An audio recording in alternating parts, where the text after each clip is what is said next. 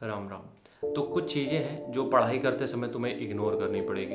देखो, जब भी तुम तैयारी करते हो तो ऐसा नहीं कि तुम तैयारी कर रहे हो तो सारी चीज़ें शांत हो जाएंगी। बउआ मेरा तैयारी कर रहा है और कोई भी शोर नहीं मचाएगा, बाहर कुछ भी हमले नहीं होंगे या देश में कुछ भी उथल पुथल नहीं होगी क्योंकि बउआ मेरा तैयारी कर रहा है। ऐसा तो नहीं होने वाला है। तुम किसी भी फील्ड में चले जाओ, पढ़ाई की बात ही नहीं कर रहे, तुम किसी भी फील्ड में चले जाओ, तुम्हें उस फील्ड में ही इतना क्योस मिलेगा, तुम्हें लगेगा इसका तो फ्यूचर नहीं, हम क्यों करें।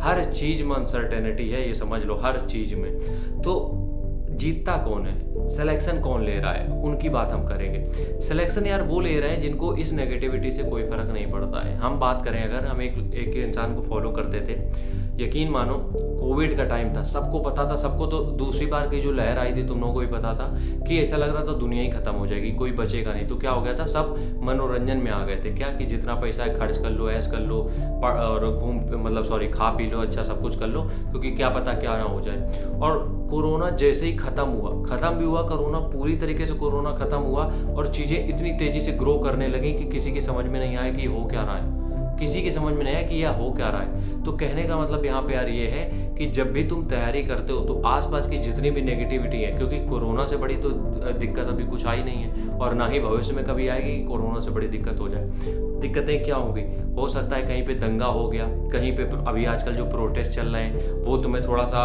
हिला सकते हैं अंदर से, या फिर कहीं पे कुछ ऐसी वारदात हो गई, रेप हो गए, गैंग रेप हो गए, गुंडागर्दी हो गई, किसी का मर्डर हो गया, बहुत सारी चीज़ें होती रहती हैं आसपास।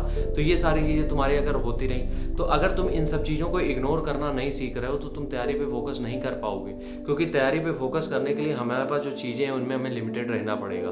ये दंगा, ये सारी चीज़ें, अगर यूपीएससी कर रहे हो तो इन चीज़ों से भी फ़र्क पड़ेगा, लेकिन इनमें अगर तुम इमोशनली कनेक्ट हो गए तो तुम्हारी नहीं हो सकता है फिर तुमसे। क्यों?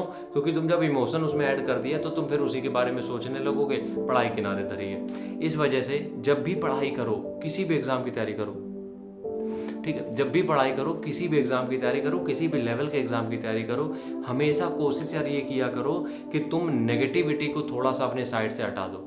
भले परिवार में कुछ गलत चीज़ें हो रही हो या हो चुकी हो या फिर हो गई हो तो उनको थोड़ा सा साइड में करना पड़ेगा। मोहल्ले में कुछ ऐसी चीज़ें चल रही हैं उनसे खुद को हटाना पड़ेगा।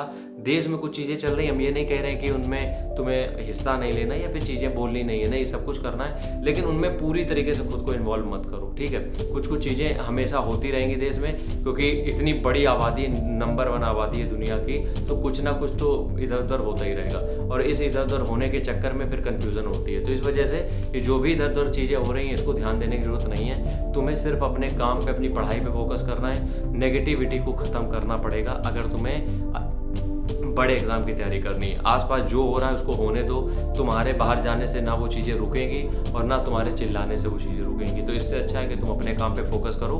देखो, कोई भी चीज़ इतनी नहीं बिगड़ती कि वो ठीक ना हो, और बाहर भी चीज़ें हो रही वो आज नहीं तो कल ठीक हो ही जाएंगी, ठीक है। अगर कोई प्रोटेस्ट हो रहा है तो सरकार आगे चल के मान ही जाएगी, कुछ गुंडागर्दी हो रही तो वो शांत होगी ही होगी। तो बिल्कुल भी ध्यान मत दो सारी चीज़ों पे, बस फोकस इतना सा करना है तुम्हें कि तुम अपने काम पे ध्यान दो। राम राम, जय।